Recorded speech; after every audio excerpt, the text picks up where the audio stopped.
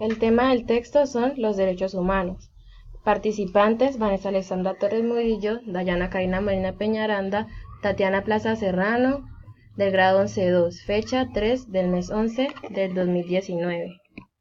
La idea central del texto es conocer desde cuándo, cómo y por qué fue fundada la ONU.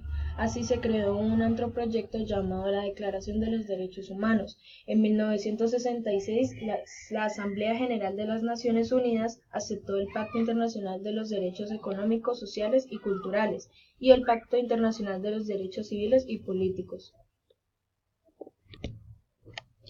En los conceptos claves, ab referendum es un término latín utilizado para significar que la decisión es un acto de la libre autodeterminación, conocida también como el derecho de la autodeterminación. Es el derecho que tiene un pueblo para reducir libremente su condición política.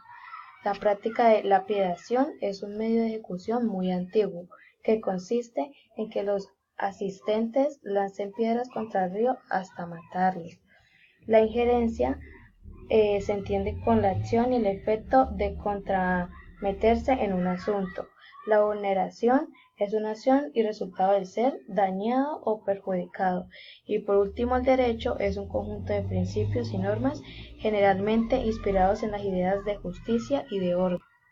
Primero, ¿qué repercusión genera que un país tenga el derecho a autodeterminarse? Tienden a que los gobiernos opresores o gobiernos que generan daños ambientales se escuden con el derecho a la libre autodeterminación y violen sus derechos humanos, justificándose con dicho derecho. Un ejemplo de esto sería las víctimas de la práctica de ablandamiento de clítoris, que consiste en la eliminación o modificación en el tejido perteneciente a los órganos reproductores femeninos, el clítoris. Esto lo hacen en países como África, que tiene como principal objetivo la desaparición del placer sexual. Dicha práctica se debe a razones ligadas o costumbres únicamente culturales o religiosas. Otro ejemplo de esto sería el método de ejecución en países como África y Asia, que consisten en el constante lanzamiento de piedras hacia una persona penalizada con el fin de ocasionar una muerte lenta y dolorosa. Esto es un acto de violación a los derechos humanos. 3. ¿En qué caso priman los derechos humanos sobre el derecho de libre autodeterminación de los pueblos? En el caso de la vulneración de las 3 generaciones de derechos. La primera generación de los derechos humanos hace referencia a derechos civiles y políticos. La función principal de esta generación de derechos se enfoca en limitar la intervención del poder en la vida privada de las personas, estableciendo espacios de participación de las personas en asuntos públicos. En este grupo de derechos abarca algunos que son fundamentales, como el derecho a la vida, a la libertad ideológica y religiosa, el derecho a la libre expresión, el derecho a la propiedad, el derecho al voto y a la huelga, el derecho a asociarse libremente para formar un partido político o un sindicato. Por otro lado, la segunda generación incluye derechos económicos, sociales y culturales.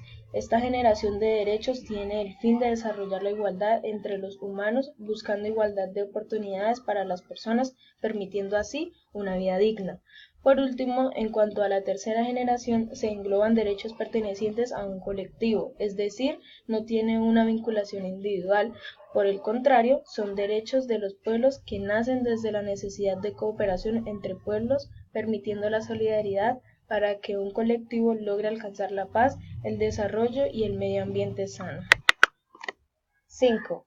¿Debe existir injerencia de organizaciones internacionales en los sistemas que vulneran los derechos humanos? Si se vulneran los derechos humanos, debe haber injerencia. Al mismo tiempo, evitando que algunas naciones se sientan amenazadas al ser la injerencia uno de los temas en juego. Pero como principal medida, a tener en cuenta la protección de los derechos humanos a nivel mundial.